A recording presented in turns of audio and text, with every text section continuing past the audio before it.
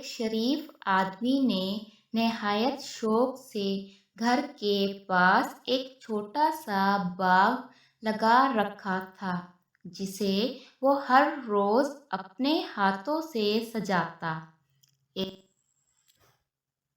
ایک دن وہ کہیں باہر گیا ہوا تھا کہ اس کا چھوٹا لڑکا ہاتھ میں آری لیے باغ کی سیر کو نکلا اور اس نے آری کو آزماتے آزماتے ایک سب سے اچھا درخت کاٹ دیا۔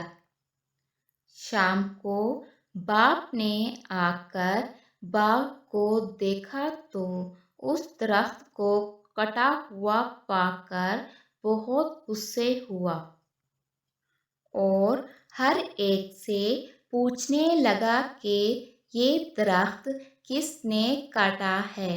اتنے میں بیٹا بھی آ گیا۔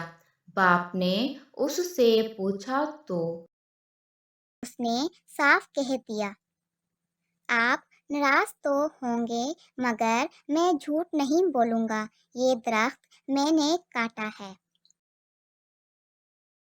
اور کہا، بیٹا مجھے تمہاری سچائی سے اتنی خوشی ہوئی کہ درخت کٹ جانے کا رنج اس کے سامنے کوئی چیز نہیں۔ شاباش شاباش، اسی طرح ہمیشہ سچ بولا کرنا۔ باپ کے اسے معاف کر دینے اور شاباش دینے کا لڑکے کے دل پر اتنا اثر ہوا کہ اس نے عمر بھر کبھی جھوٹ نہ بولا۔ ہوتے ہوتے اس کی سچائی سارے شہر میں مشہور ہو گئی۔ اس لڑکے کا نام جارج واشنگٹن تھا،